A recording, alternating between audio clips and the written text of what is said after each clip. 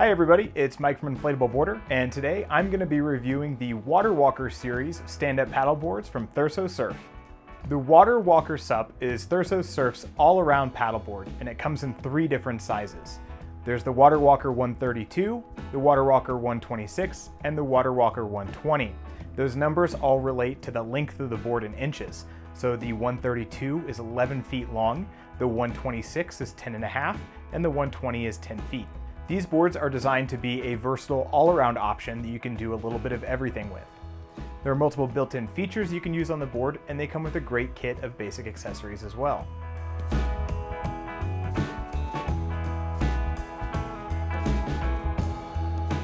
For 2023, Thurso has changed the construction of the Waterwalker 132 and 126. The biggest changes are with the drop stitch core and the PVC shell. Inside the Waterwalker series, we now have a knitted drop stitch core that uses a nylon fabric for the top and bottom base layers, and then thousands of space yarns in between to give it its 6-inch thickness and flat deck and hull. Attached to that drop stitch core is a dual layer fusion PVC shell. The fusion PVC material uses a machine laminating process to actually join the two layers together without the use of a person applying a layer of glue. This reduces weight in the material, and it also reduces the error rate for manufacturing issues, things like small air bubbles or gaps that didn't get appropriately glued between the layers of PVC. The top and bottom layers of the board are joined together with an inner rail layer that's glued in place, and then we have an outer rail layer that's glued over top of that. Now, one of the things that we really like about the Waterwalker series is that they have a carbon fiber reinforced rail. And where we see that is through the midsection of the board, there's actually a layer of a carbon fiber fabric that's sandwiched between the outer rail layer and an additional layer of PVC. This carbon fiber fabric and extra PVC layer help increase stiffness, but also give it a huge bump in durability. I mentioned the change in the PVC material from the hand glue double layer to the fusion double layer, and I was very excited to hear about that. The change in the drop stitch core, however, I was less excited to hear about. Previously, Thurso has been using a woven drop stitch core. This means that the materials that actually make up those top and bottom are woven together in straight lines. This gives a lighter and more stiff body for the board. Instead, Thurso has moved to a knitted drop stitch core. The knitting process has more slack in the individual yarns as they're knitted together, and actually is typically a little bit heavier and flexes a little bit more than what we'd see with a woven construction. Finally, another change that we saw from 2022 to 2023 was an increase in maximum recommended pressure from 15 psi to 20 psi. So with all of these changes, I didn't know where this was going to come out in our bend test. We always do our bend test with the boards inflated to their maximum PSI, and in this case with the Waterwalker 132 and 126, that's 20 PSI. We then put them up on sawhorses and add our weight.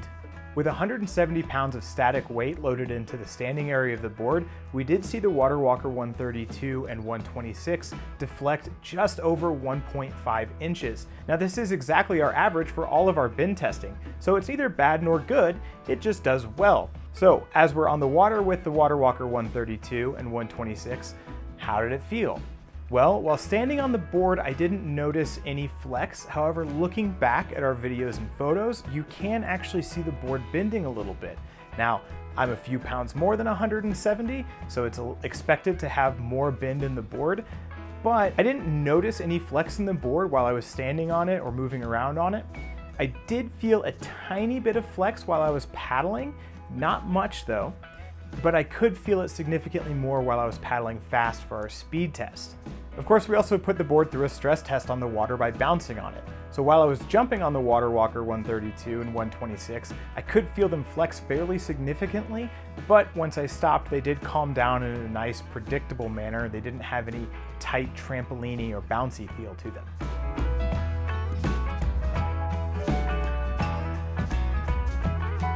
The Waterwalker 132 is 11 feet long and 31.5 inches wide. It is specified at 32 inches, however, at its widest point, we did only measure 31.5. Some variation between the specified width and actual width is normal and kind of expected, but a half an inch is kind of that cutoff point for us where we do want to bring it up and mention it because it can start making a difference in how stable the board feels. The Waterwalker 126 is 10.5 feet long and it's 31 inches wide, which is its specified width. The Waterwalker 132 has a maximum weight capacity of 330 pounds, and the Waterwalker 126 has a maximum capacity of 300 pounds. Now the recommended rider weights are lower than that, and that makes sense as any paddleboard is going to have a lower recommended rider weight than the maximum capacity. So when you're comparing boards based on weight capacity, it's important to check whether that is rider weight or maximum capacity. For beginners, if you are under 160 pounds, you'll probably feel very comfortable on the 126. If you're a beginner and you're between 160 and about 210 pounds, you'll probably feel okay on the 132 as well. However, if you are over that 200 or 210 pound mark, it is something to consider that the 132 might actually be a little bit small, and you should look at maybe a wider board like the Thurso Max. Now, if you're an intermediate or advanced paddler looking for an all-around board, then by all means, go with what you know, go with what you like, and you can be a little bit more flexible with those sizes. For me, at 230 pounds, I do enjoy paddling the Thurso Waterwalker 132, and I do enjoy it a little bit more than the 126. Both the Waterwalker boards share the same basic shape as well. They have fairly parallel sides, they have a nice wide rounded nose, and the tail does narrow a little bit but ends with a wider square tail. That square tail shape and that wide nose help carry that width of the board through the length, which does give it more stability compared to a board that has more of a pointed and tapered torpedo shape. Now these two sizes are fairly close to each other in both length and width, so there's not actually a ton of difference between them. When I was paddling them back to back, I could feel a difference in stability, but it was fairly small.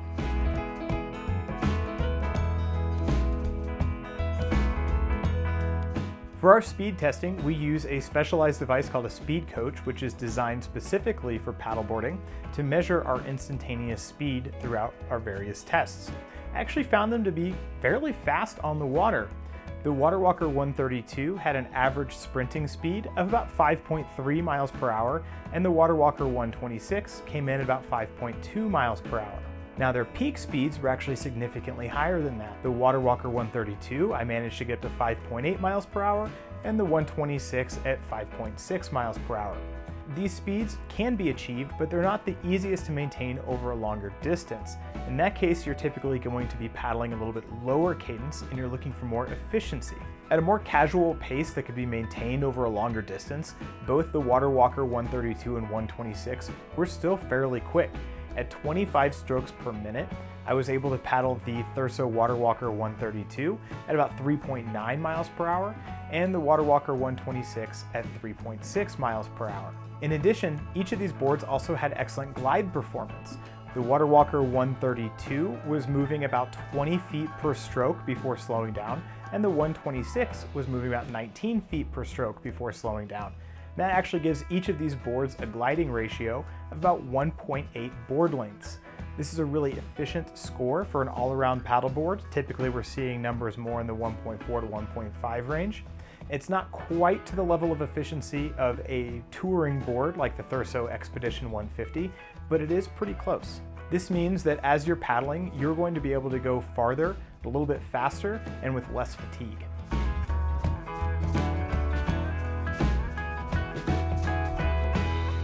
All-around paddleboards are meant to blend their performance characteristics fairly evenly, so you'll have a board that's fairly quick and fairly easy to maneuver and tracks fairly well, but not necessarily specify in any one of those things.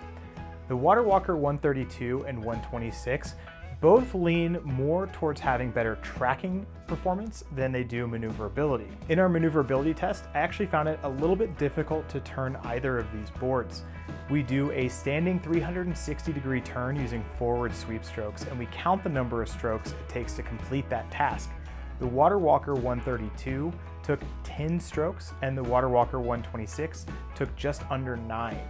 Our average for this test is closer to 6.5, so they are a little bit harder to turn, requiring more strokes.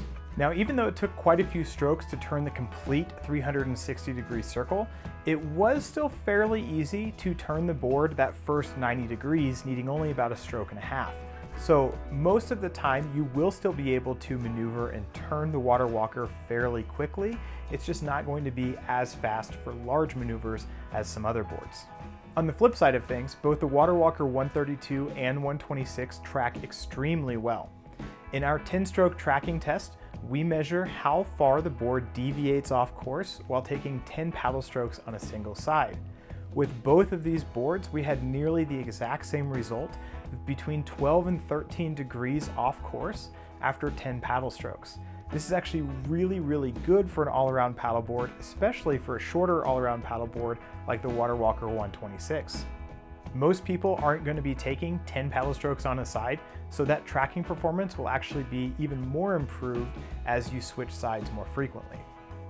Because the Waterwalkers have 3 fin boxes, you can adjust how the boards perform. We do all of our testing with all 3 fins installed because this is how most people, when they first unpack the board, will use it. Now, if you remove the side fins from the board, you're going to see an increase in maneuverability and a slight decrease in tracking. If you remove the center fin and use only the side fins, you're going to see a huge increase in maneuverability and a huge decrease in tracking.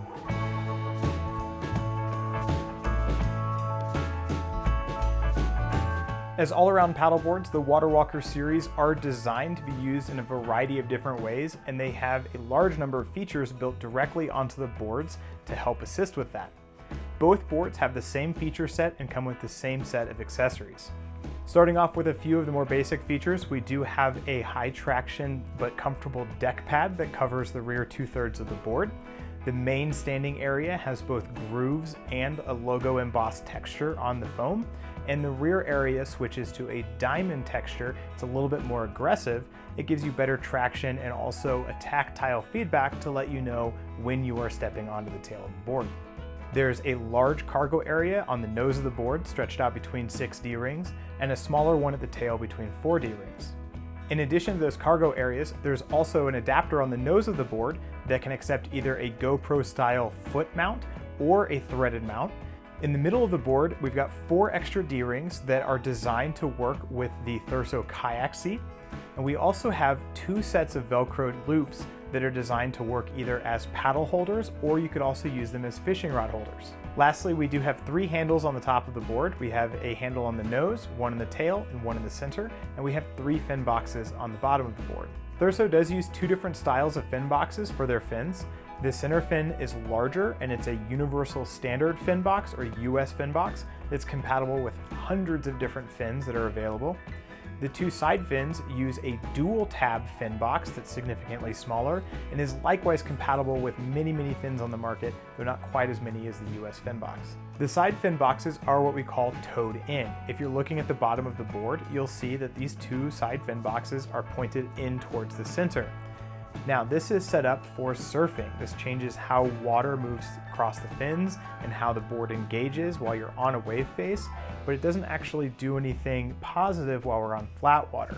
So if you are paddling a lot of flat water, and especially if you are having difficulty with maneuvering, try removing those side fins. I think you're going to find the experience significantly more enjoyable.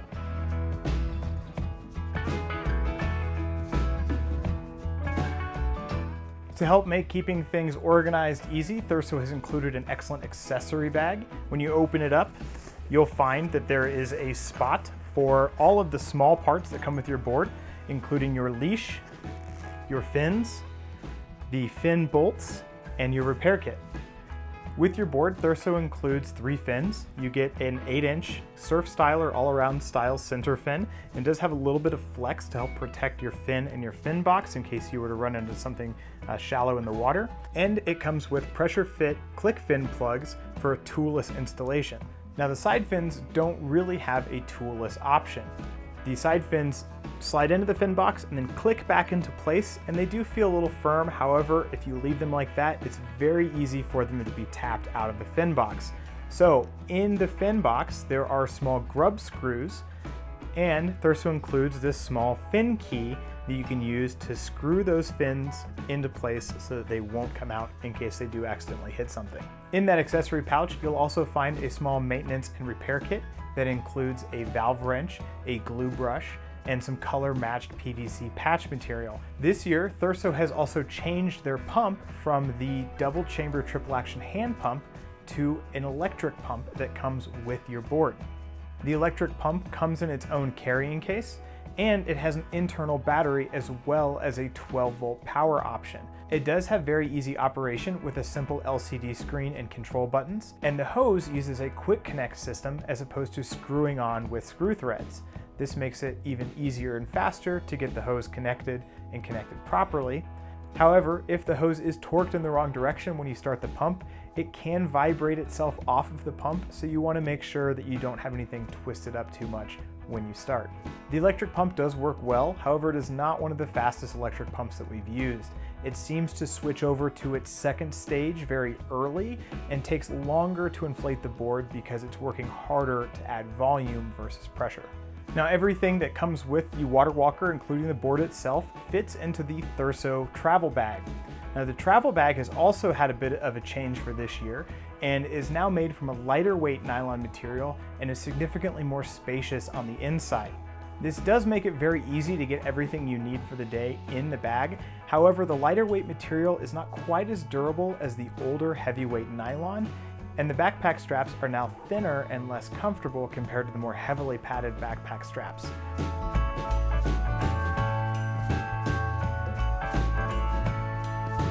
Both the Waterwalkers also come with a carbon fiber and nylon 3-piece paddle. The shaft and the handle section are made from carbon fiber. The grip itself is made from hard plastic with a rubberized coating and has a nice T-grip shape that's very secure in the hand.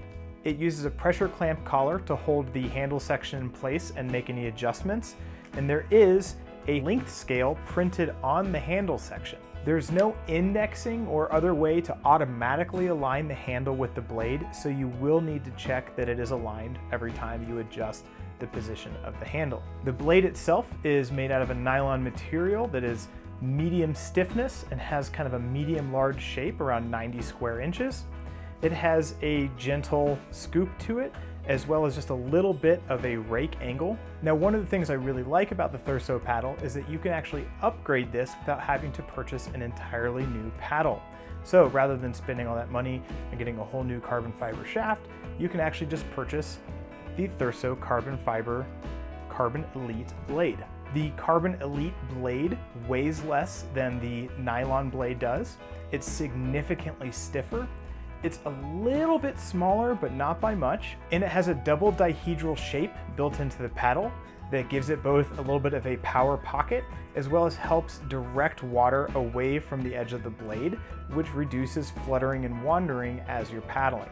Overall, I think the Carbon Elite upgrade is an excellent option, and if you do have a Thurso carbon paddle and you're looking for something new, it's a great way to get into a full carbon paddle without spending multiple hundreds of dollars.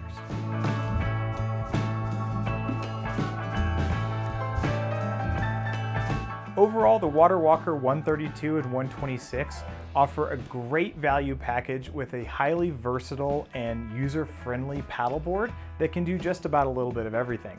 The Waterwalker 132 is one of my go-to recommendations for paddlers looking for that versatile all-around paddleboard, and the 126 is another great option for smaller paddlers. Both of these boards have great construction, they're very stable, they're fast and efficient. They are a little bit harder to turn, but in trade you get excellent tracking performance and you do get a really nice set of accessories. If you're a smaller paddler, you're really going to enjoy these smaller, more nimble paddle boards. If you're a larger paddler, especially over that 200-pound mark, then I would recommend going to a slightly larger board, something like the Thurso Max. The Waterwalker 132 and 126 can be used for a variety of different things, including fishing or overnight paddling trips. But if you are looking for something to perform at a higher level for those activities, then I would point you towards the Thurso Max if you're looking for a fishing SUP, or the Thurso Expedition 150 if you're looking for a touring or fitness paddleboard. Thank you for watching, and I hope I answered all of your questions about the Thurso Waterwalker 132 and 126. In case I missed something, or if you still have a question, please let us know in the comments below. And while you're there, go ahead and like this video if you enjoyed it, and hit subscribe so you can stay up to date on all of our new video content. If you are thinking about purchasing the Waterwalker 132 or 126, we'd really appreciate it if you'd use the link below.